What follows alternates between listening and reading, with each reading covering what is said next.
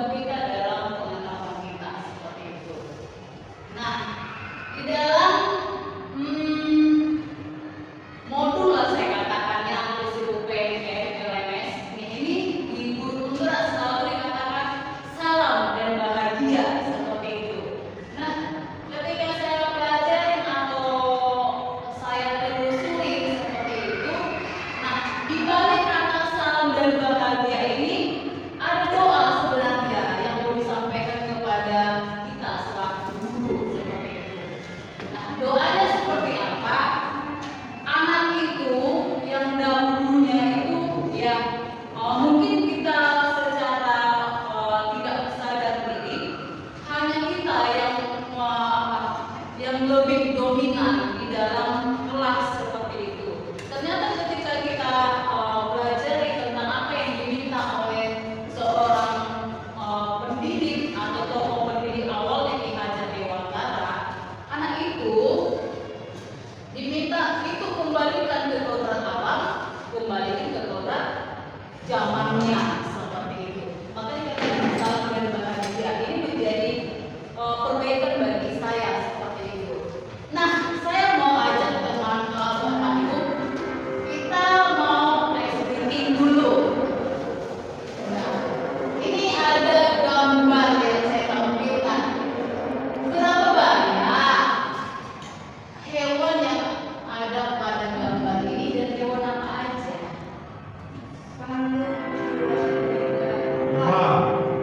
Ada yang bilang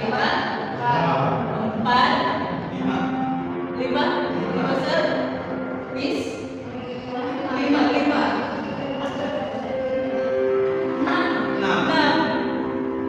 Oke, saya mau menunjukkan dulu. Oke, sir dulu nih. Oke, sir, boleh ditunjuk, sir, boleh maju juga boleh. Ada tikus, ada kucing, ada anjing, ada kuda, ada gajah, ada badak. Itu di belakangnya ada itu. Ada ikan. Ada ikan ini. Namanya ikan dolphin. Dolphin.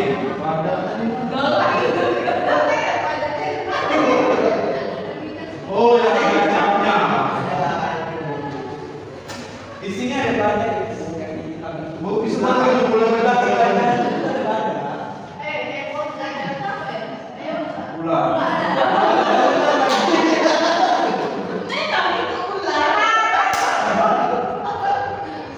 Ada paus. Paus apa ikan apa tuh? Dolphin. Dapat apa deh? Ternyata lebih dari 8.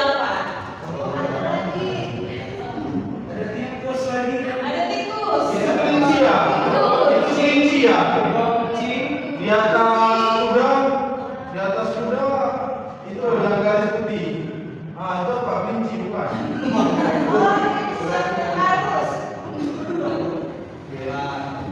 Badak ya? Tadi itu satu, tadi 1, tadi 2, tadi kita coba ya 3, 4, 5, 6, 7, 8. Cukup banyak. Ternyata banyak. Tereng. Oke, yang bahasa Inggris ya. Ini bahasa Inggrisnya ya. Ular yang mana, Sir? Ini ya, saya. Nyamuk yang mana, Sir?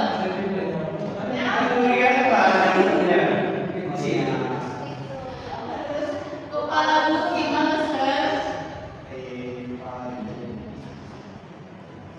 Biasa ya. Ikan. Oke. Ada buaya. Kura-kura. Kemudian ada gajah, keledai, anjing, kucing, tikus, udang, buaya, dan domba. Ada 13. Ada 13 ya. Berarti mulut gajah buaya. Oke. Kita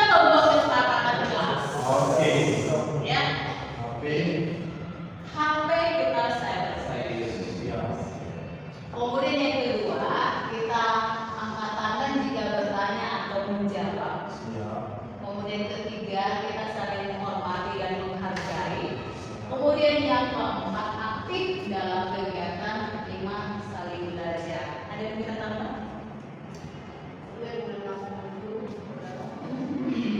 Undang-undang. Oke, ada. Istirahat waktu. Oke, sudah ada waktu, boleh. Jangan lupa Oke. teke. Kalau kita setuju, mari kita tepuk tangan sekali.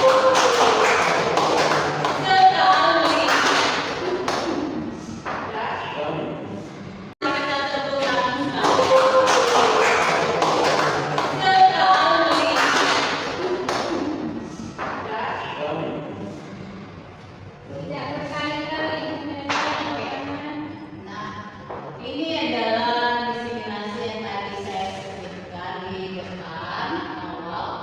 Nah, topiknya 1, disiplin positif dan nilai-nilai kebajikan universal. Yang kedua, teori motivasi, hukuman dan penghargaan restitusi.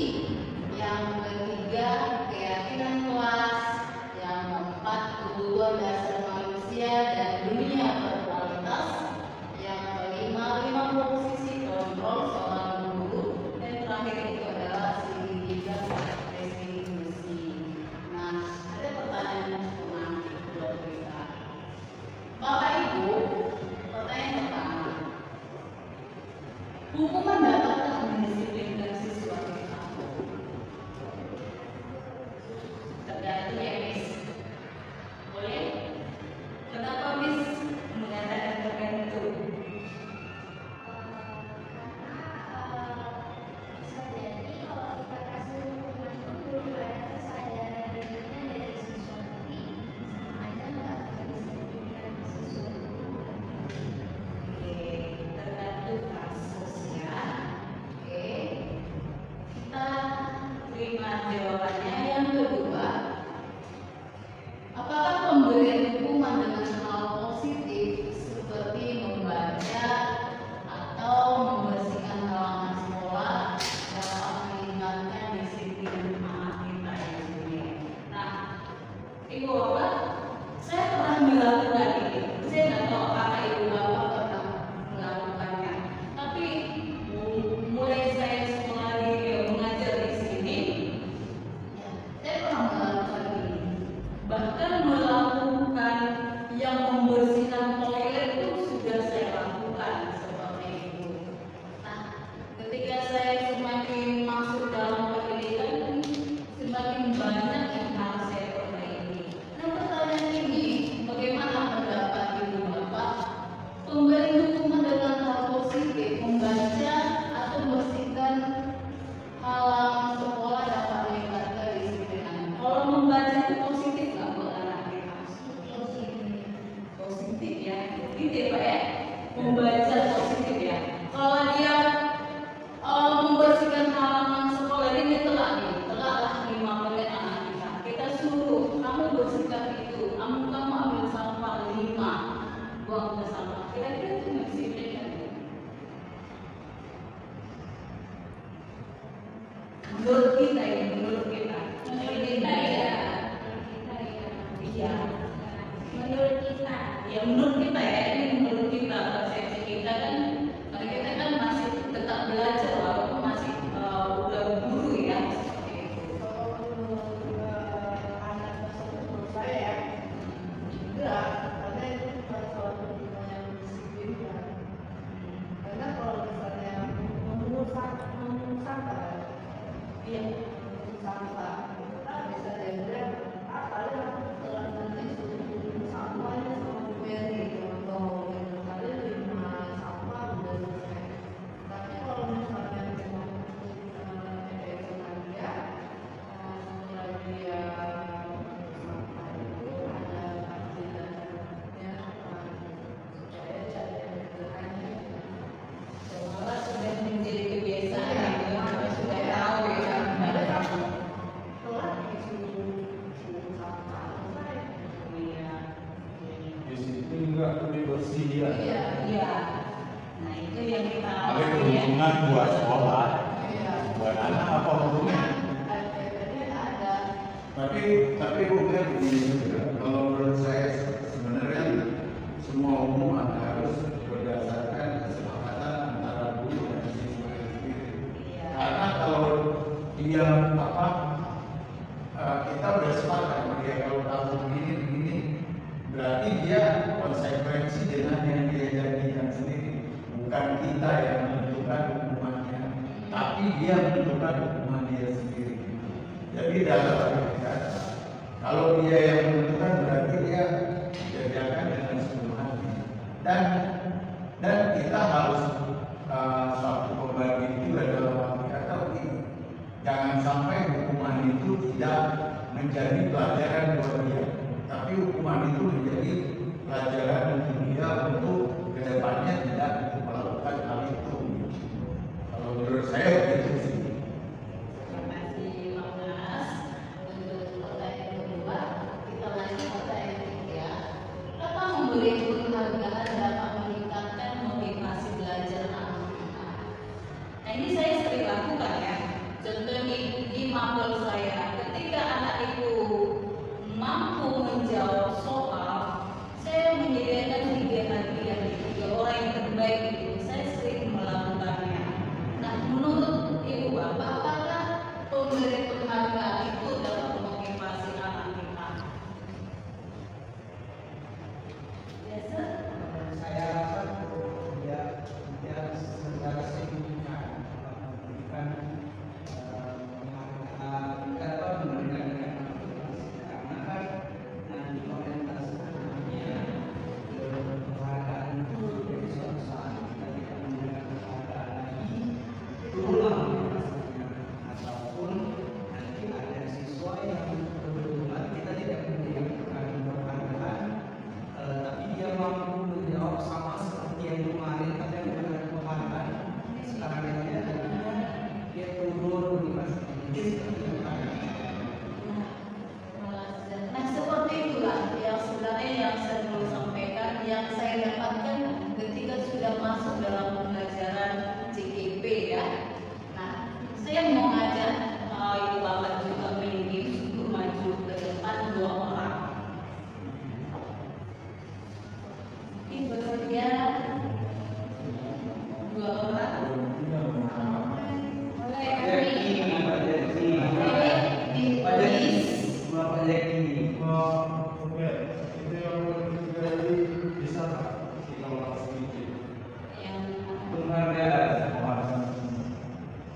Tadi kan sudah disampaikan juga sama satu mengenai ketiga itu masih anak dalam memberikan penghargaan.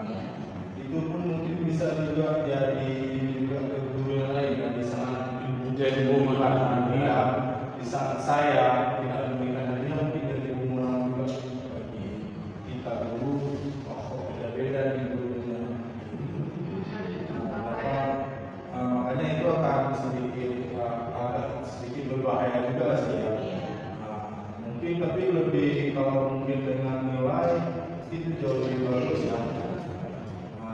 Enggak terlalu rendah sih. Itu sih sedikit saya mau mengatakan. Saja sih, terima kasih banyak. Saya mau minta Ibu Nis ya. Siapa satu lagi yang bersedia? Yang bersedia. Nis bersedia.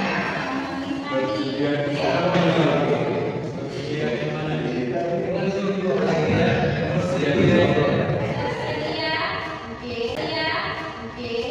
Bersedia. Cuma Nah, ini permainan kepalan tangan, ya. Nah, misnya di dalam kepalan tangan itu Ibu kunci di dalam kepalan tangan itu adalah barang yang sangat berharga seperti itu. Nah, yang Ibu jaga bahwa itu adalah suatu kehidupan Ibu, karena itu barang berharga seperti itu.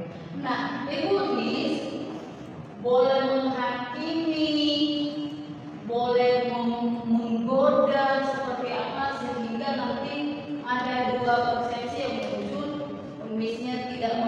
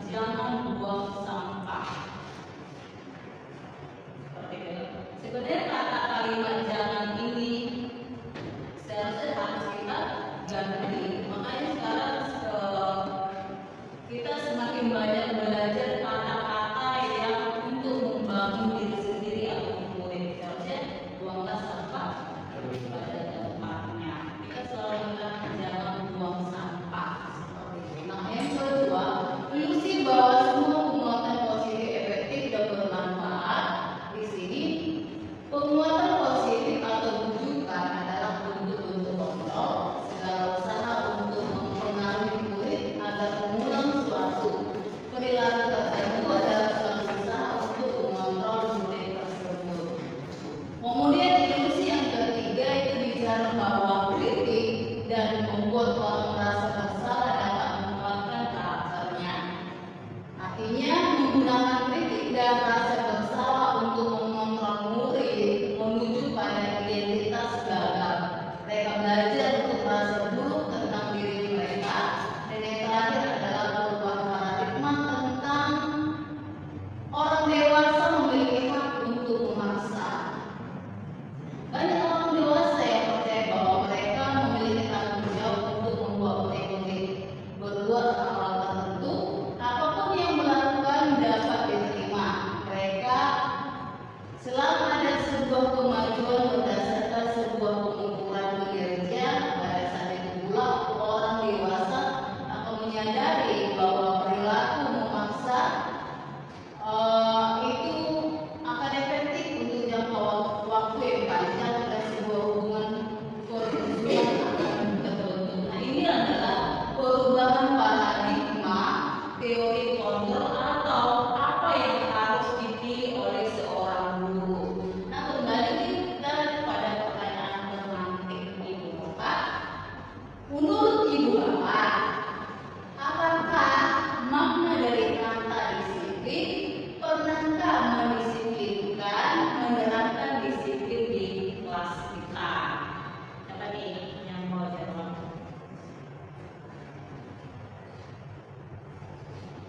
Boleh Pak Ahmad? Menurut saya, apakah makna dari kata disiplin?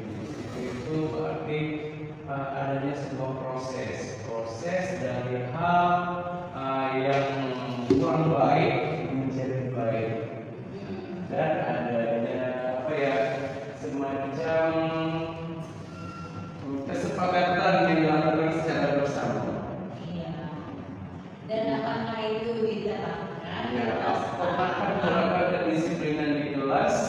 Ya, saya pernah menerapkan kedisiplinan di kelas, sama seperti kesepakatan kelas. Oke. Jenis. Terima kasih Pak. Ada tambahan dari Bapak Ibu yang lain? Cukup atau sama dengan yang disampaikan? Nah, kita guru di sini, kita menjadi role model di sekolah kita tempat kita kerja. Kenapa? Pembentukan karakter disiplin kita seorang guru itu yang paling utama dilihat oleh siswa itu. Kita telah ajar 2-3 menit itu, siswa akan menjas dalam pikirannya, guru aja terlambat, bagaimana kan? Masa sih kami duduk sementara guru tidak? Itu akan terpikirkan oleh si anak. Nah, kemudian dimunculkan nilai-nilai kebajikan secara universal, yang dimana nilai kebajikan adalah sifat-sifat positif manusia yang merupakan tujuan mulia yang ingin dicapai setiap individu. Kemudian setiap perbuatan memiliki suatu tujuan. Dan selanjutnya nilai-nilai kebajikan yang diyakini seseorang maka motivasi intrinsik akan terbangun sehingga menggerakkan motivasi dari dalam untuk dapat mencapai tujuan yang mulia. Dan di kurikulum merdeka, kenapa tidak ada perampingan? Boleh saya menjawab? Iya. Saya pikir di kurikulum mereka tidak ada perampingan karena kurikulum menyadari bahwa bentuk perampingan itu adalah bentuk hukuman bagi yang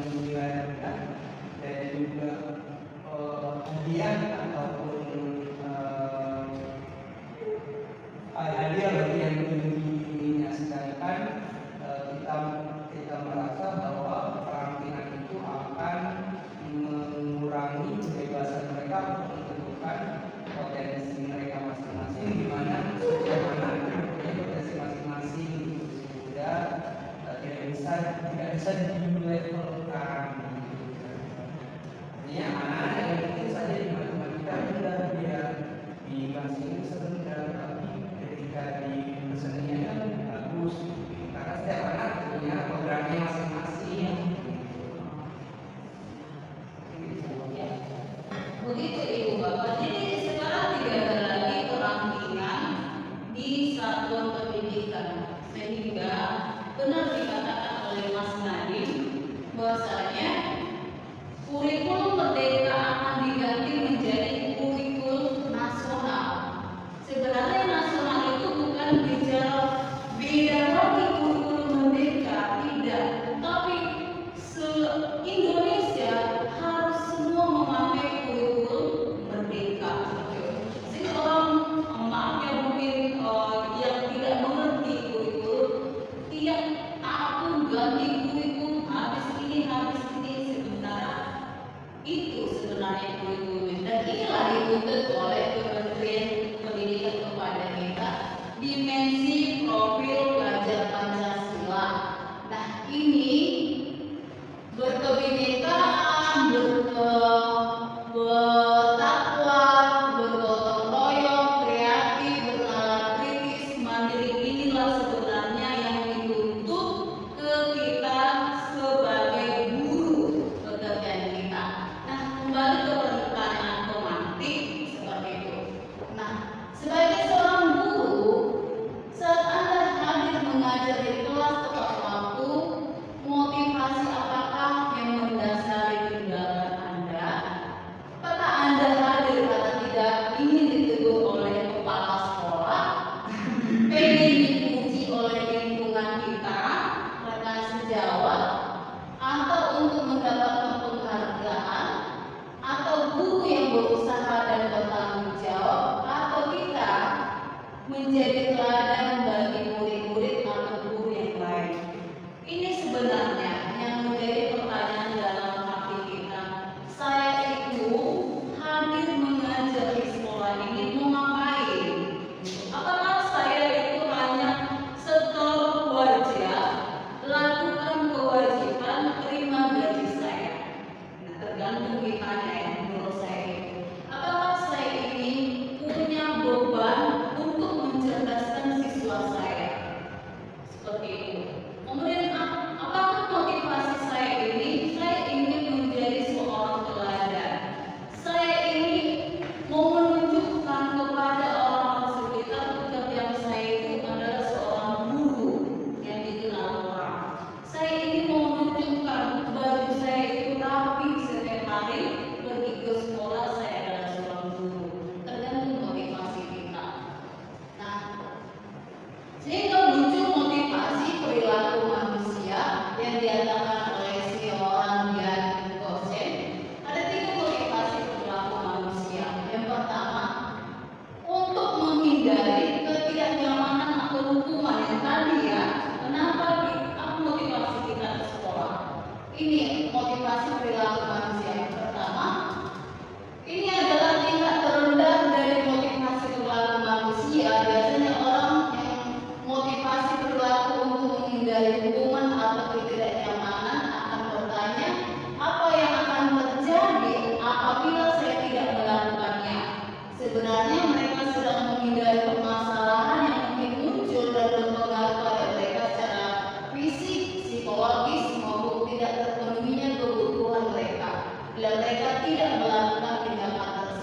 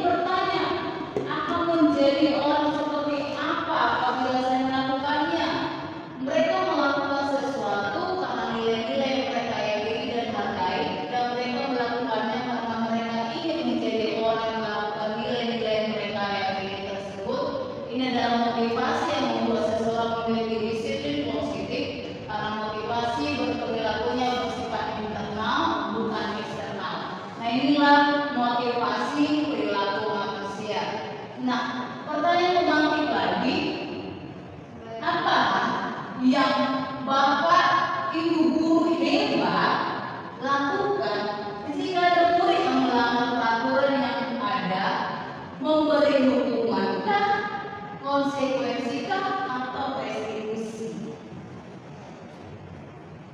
Boleh dicermati pertanyaannya. Restitusi. Oke, boleh alasannya ditulis.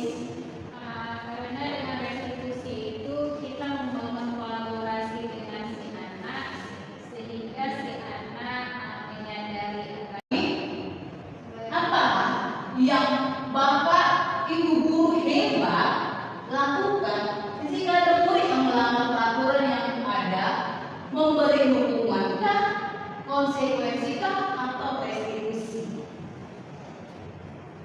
Boleh dicermati pertanyaannya. restitusi. Oke, boleh alasannya ditulis. Karena dengan restitusi itu kita membangun kolaborasi dengan si anak sehingga si anak menyadari akan kesalahan dia, mencari solusi akan kesalahan dia, dan kita bisa mengarahkan si anak itu untuk bisa diterima kembali dengan kelompok teman-temannya. Apakah selama ini sudah kita lakukan ini? Apakah kita bukannya suka menghukum murid ketika anak kita ini melanggar peraturan? Kayak saya nih ya, emosi saya setipis tisu. Dia melanggar peraturan, saya langsung naik gula darah seperti itu. Nah, ini sering terjadi pada saya, gitu kan? Padahal saya sudah belajar psikologi anak gitu, tapi emosi saya itu memang langsung keluar darahnya gitu. Ini saya lakukan juga, saya berhukum juga gitu. Nah, Indonesia syukurnya Indonesia sudah paham perbedaan hukuman, restitusi, dan konsekuensi seperti itu. Nah, kita kembali belajar lagi, kita melihat perbedaan hukuman dan konsekuensi yang saya lihat. Nah, hukuman, konsekuensi, sesuatu yang menyakitkan harus terjadi, konsekuensinya sesuatu harus terjadi. Hukuman membuat anak sakit fisiknya maupun hatinya untuk jangka waktu lama. Kemudian di konsekuensi membuat anak merasa tidak nyaman dalam jangka waktu pendek. Anak membenci kedisiplinan, itu sering terjadi Bapak Ibu. Anak menghargai disiplin oleh konsekuensinya. Anak mendapatkan paksaan dari hukuman, stimulus, tanggapan di konsekuensinya. Mendorong anak menyakiti diri sendiri karena hukuman itu, sementara di konsekuensi sebenarnya mendorong anak agar mudah menyelesaikan diri. Kemudian di hukuman konsep diri yang buruk, di konsekuensi konsep diri yang baik. Di hukuman anak belajar untuk menyembunyikan kesalahan, kemudian di konsekuensi anak belajar untuk mematuhi peraturan. Anak marah, rasa bersalah, dipermalukan, merasa tidak dihargai, konsekuensinya kehilangan hak, dibuat tidak nyaman, diasingkan untuk sementara. Nah, ini menjadi perbedaan hukuman dan konsekuensi yang boleh kita pelajari. Nah, bagaimana sebenarnya tindakan seorang guru dan bagaimana hukuman dan apakah ini nanti tindakan guru ini, beberapa opsi ini, apakah dia nanti menjadi hukuman atau konsekuensi? Nah, di sini saya melihat mencatat Bapak Ibu yang kita lakukan, mencatat 100 kali dalam buku kalimat, saya tidak akan terlambat lagi karena terlambat ke sekolah. Ini pernah kita lakukan ya.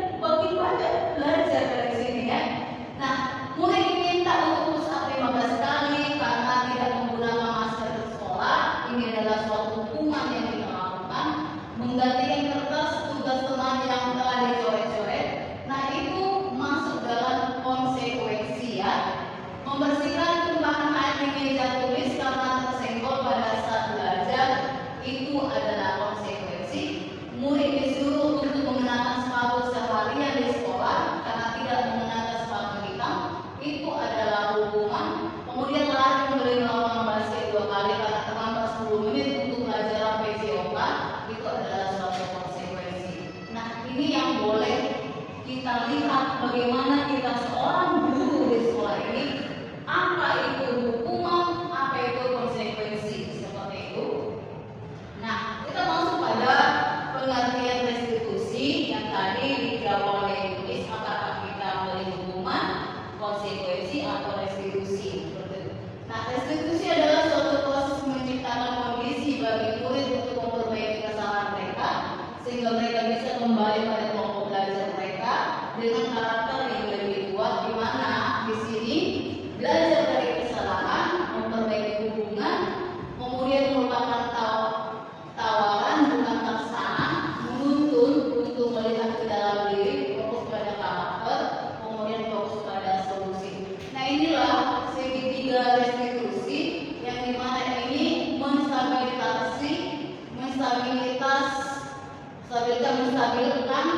identitas. Artinya di sini kita melihat anak itu dia kelas berapa, seperti itu. Dia seperti apa karakternya. Ini bisa masuk kita lihat. Kemudian ketika ada suatu kasus, maka kita harus validasi tindakan yang salah. Apa kesalahannya? Nah, kita tidak boleh langsung menghakimi si anak. Oh, kamu udah salah ini, seperti itu. Tidak. Kita mari membuka hati kita, mari membuka belajar kesabaran kita ketika si anak meluapkan apa sebenarnya terjadi. Kemudian ketika memang si anak itu sudah memang benar mengakui itu adalah kesalahannya, maka kita mari menanyakan kembali keyakinan kelas, seperti itu. Nah, keyakinan kelas ini seperti kesepakatan kelas. Nah, kalau konsekuensinya apa? Nah, jika contoh, kamu terlambat, ini sering masalah kedisiplinan di sekolah kita. Jika kamu terlambat, apa yang mau kita sepakati? Kalau di tingkat SMA yang saya buat keyakinan kelas itu, per kelas 10, 11, dan 12 itu beda keyakinan kelas. Kalau kelas 10 kelas 1 menit contohnya, mereka akan mendapatkan konsekuensi, yaitu membuat kata-kata motivasi, seperti itu. Kelas 11 beda lagi, kelas 12 beda lagi. Itu yang kami lakukan di SMA. Nah, pertanyaan pemantik lagi, Bapak Ibu guru hebat, apakah memberikan penghargaan atau hadiah kepada murid? Apakah memberikan penghargaan atau hadiah kepada murid karena telah melakukan sesuatu? Maksudnya, ini pertanyaannya, ketika anak-anak kita itu mendapatkan mampu dalam materi kita, kita memberikan hadiah atau penghargaan. Apakah itu sudah baik kepadanya? Nah, seperti sebelum tadi yang dijawab ya, sebelum sudah tadi menjawab ini, kita melihat di sini ya. Nah, ternyata ketika kita mengasih suatu penghargaan, itu adalah suatu hukuman, seperti itu. Nah, kalau saya bacakan di sini, memberi penghargaan berlaku sama dengan hukuman.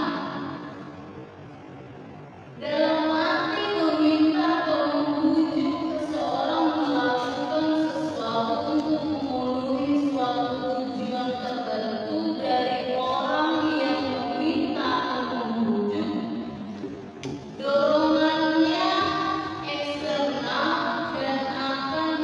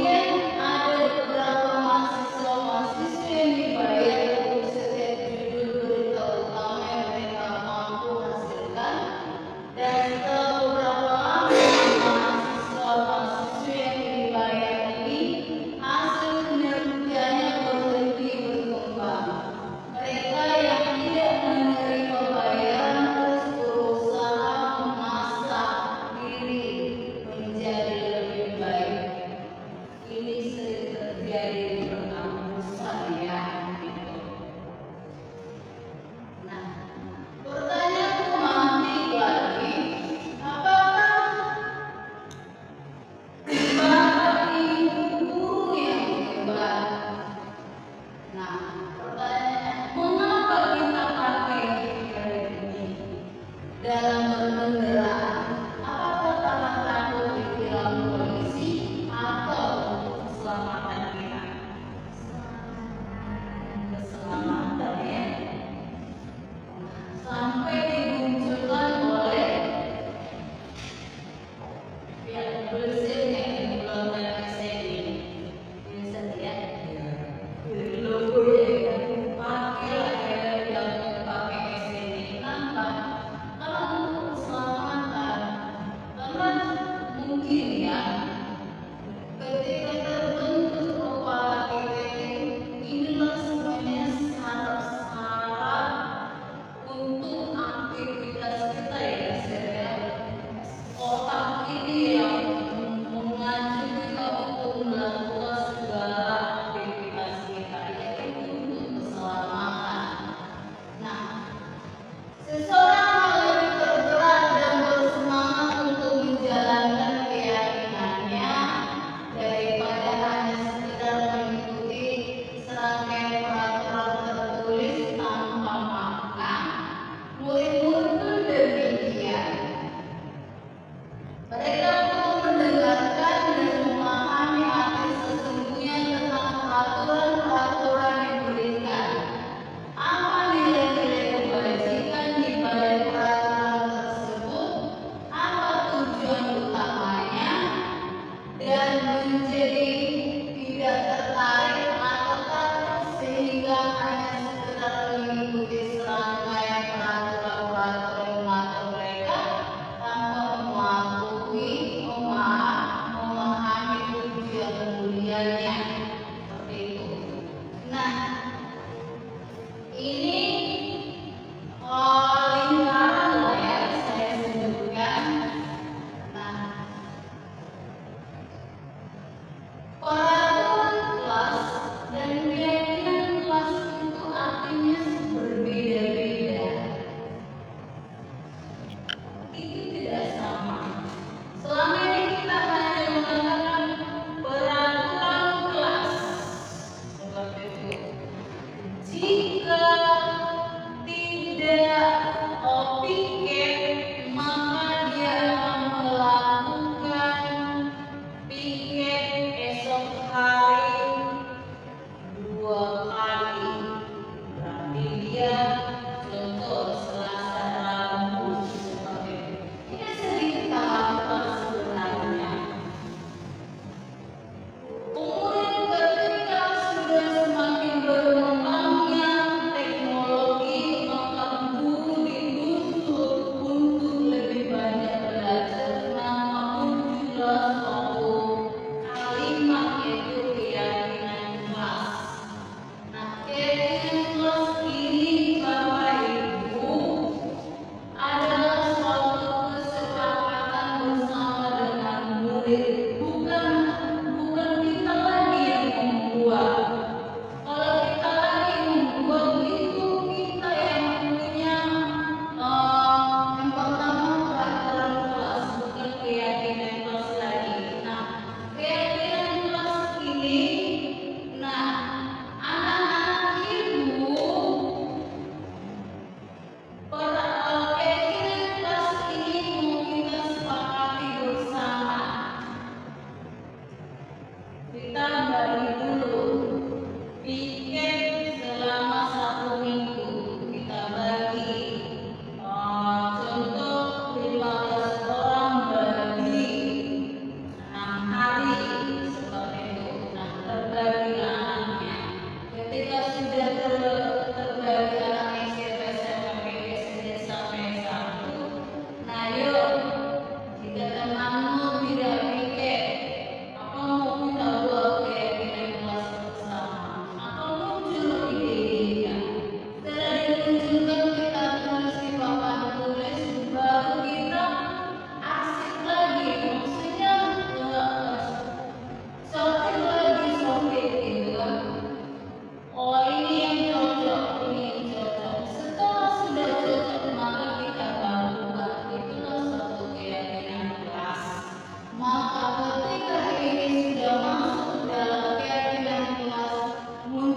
lingkungan kita yang positif dan terjadilah budaya yang positif. Nah, kegiatan kelas adalah sebuah yang tadi saya sampaikan adalah suatu disiplin positif yang bisa kita terapkan dalam membangun budaya positif. Dengan adanya kegiatan kelas positif kelas diharapkan dapat mewujudkan tujuan pendidikan yang berorientasi pada profil belajar Pancasila. Nah, ini kebutuhan dasar manusia. Ada 5 kebutuhan dasar manusia, Ibu Bapak. Yang pertama, kita membutuhkan bertahannya hidup, kita sangat membutuhkan kasih sayang, kita membutuhkan kebebasan, kita membutuhkan kesenangan, kita butuh penguasaan. Ini menjadi kebutuhan dasar baik guru, baik pun murid. Maka itulah yang diminta oleh Bapak Ki Hajar Dewantara, kembalikan ke zaman yang sebenarnya yang pertama sekali, yaitu kodrat alam dan kodrat zaman. Itu diminta Bapak Ki Hajar Dewantara. Pertanyaan pemantik lagi, apa yang Bapak Ibu guru hebat lakukan jika melihat murid selalu melanggar peraturan atau kelas yang ada? Membiarkan saja, menasihati atau menghukum? Menasihati ya, gitu. Kita lihat di mana posisi kontrol guru terhadap murid seperti itu. Ada penghukum, ada pembuat merasa bersalah, ada teman, ada pemantau, ada manajer. Nah, ini kita. Yang dulunya saya suka di sini menghukum, pembuat merasa bersalah. Oh, kamu salah, kamu ya, nak, ya. Seperti itu. Saya suka menghukum anak-anak, apapun itu, mau terlambat, mau kedisiplinan, mau kerapian, mau sopan santun. Saya sering di sini menjadi teman. Mungkin teman yang saya dengan murid itu hanya pada waktu tertentu dan tertentu saja, seperti itu. Kemudian pemantau, saya tidak bisa memantau anak seutuhnya dari kelas 10 sampai kelas 12 kemudian bisa saya pantau karena mereka banyak. Kenapa? Karena dengan pekerjaan yang lain lagi dipercayakan oleh sekolah tidak bisa. Terus sebagai manajer, nah manajer yang sebenarnya diminta oleh Kementerian Pendidikan kepada guru. Di sini tidak kelihatan, saya akan lihat di sini. Guru di sini posisi kontrol restitusi ya, itu tadi sudah saya jelaskan di sini ya. Ini yang diminta kepada kita. Posisikan diri Ibu Bapak sebagai segitiga restitusi, yaitu menstabilkan identitas, memvalidasi tindakan yang salah, kemudian menanyakan keyakinan kelas. Ibu Bapak, inilah sebenarnya yang terjadi yang harus kita lakukan di sekolah ini. Kita harus menjadi guru yang di sini ya, yang terakhir, manajer. Manajer ini dituntut kepada kita. Kita mau anak itu mau jadi apa? Kita harus bisa melihat bakat minat itu apa, seperti itu. Sehingga nanti ketika dia dapat kita meluluskan anak dari sekolah ini, dia sudah mendapatkan kebahagiaan yang diharapkan. Nah, Ibu Bapak, inilah yang boleh saya sampaikan kepada kita pada tugas yang dipercayakan kepada saya sebagai CBB Angkatan 11, yaitu mensosialisasikan apa sih budaya positif yang boleh berbagi. Nah, tadi di awal saya sudah katakan, yuk Ibu Bapak silakan buka melalui info GTK, CBKB, data DPK yang berhubungan dengan Kemendikbud seperti itu untuk menambah pengetahuan kita seperti itu. Nah, awalnya dulu saya juga tidak cuek ya terhadap pendidikan guru penggerak. Apa sih itu? Nah, saya pernah mendaftar, saya isi semua esainya seperti itu. Tapi ketika ada perbaikan gitu, saya tidak dulu saya kurang entah saya salah gitu kan. Ada perbaikan gitu, tapi saya tidak memperbaiki dalam arti saya cuekilah seperti itu. Nah, makin banyak saya dengar calon guru penggerak apa sih itu seperti itu kan. Nah, saya coba lagi masuk di angkatan 11 seperti itu. Nah, semakin saya lihat Pak Rahmat gitu kan dalam pendidikannya, oh seperti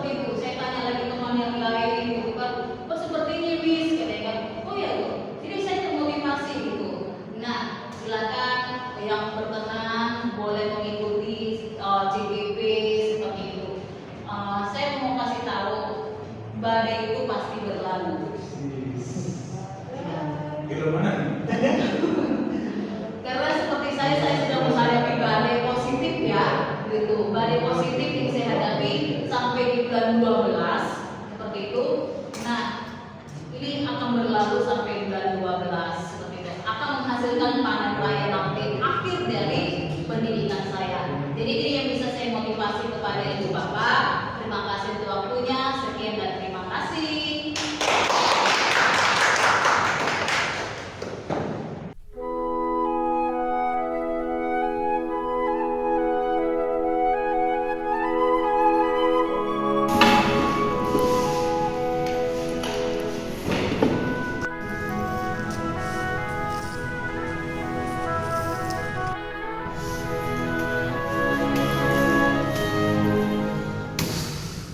Adi, tolong buangin sampah ke depan dong.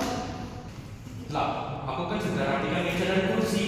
Kita tuh pikir harus kerjasama dari pagi sampai pulang sekolah. Enggak lah, kalau kita kayak gini terus mending kita jumpain Bu Mary.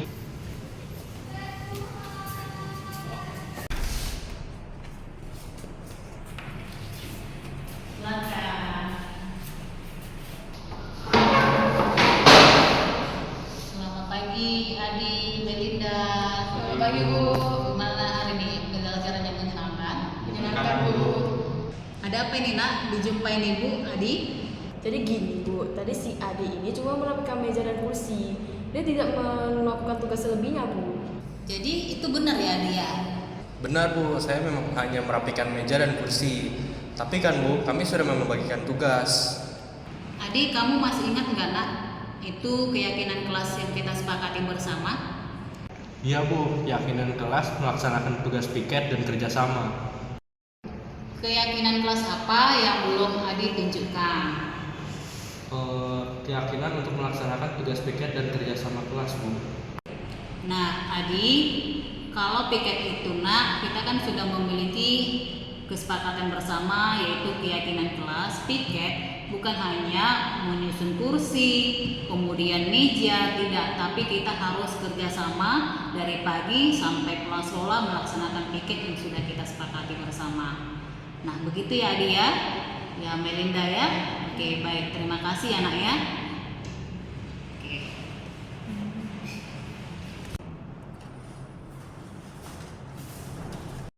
Selamat pagi, Chelsea. Gimana, Nak, kabarnya? Baik, Bu. Apakah pembelajaran kamu menyenangkan? Menyenangkan. Menyenangkan ya. Nah, saya mendapatkan laporan dari Ibu Sela pas pelajaran bahasa Indonesia. Kata Ibu Sela, kamu tidak fokus, kamu main HP ya, Nak ya? Iya sih, Bu. Saya main HP pas Ibu Sela lagi mengajarkan pelajaran PID-nya, Bu.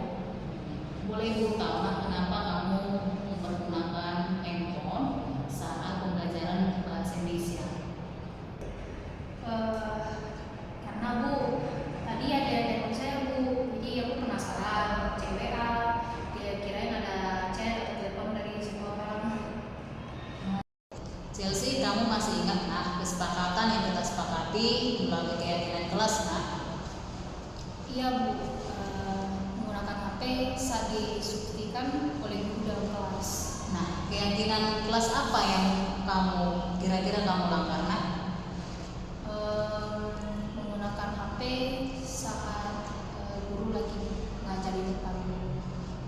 Nah, jadi karena keyakinan kelas kita yang kita sepakati itu yaitu menggunakan handphone atau HP sesuai dengan instruksi guru dan juga menghormati guru ya, Nak, yang masuk dalam kelas.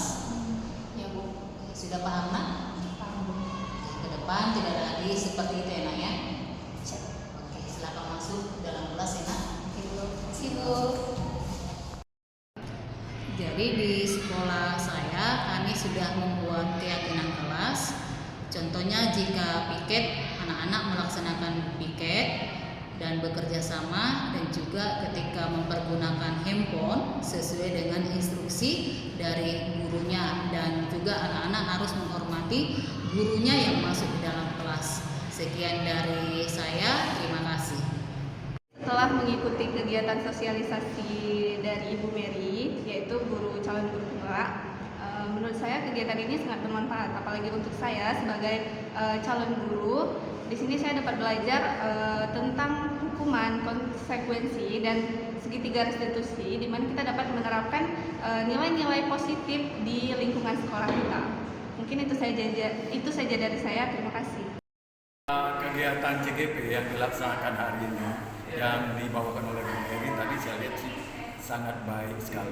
Ini sangat memotivasi supaya guru lain juga bisa mengikuti kegiatan ini. Dan semakin banyak guru yang mengikuti CGP ini sehingga sekolah bisa lebih baik ke depan. Itu aja, terima kasih.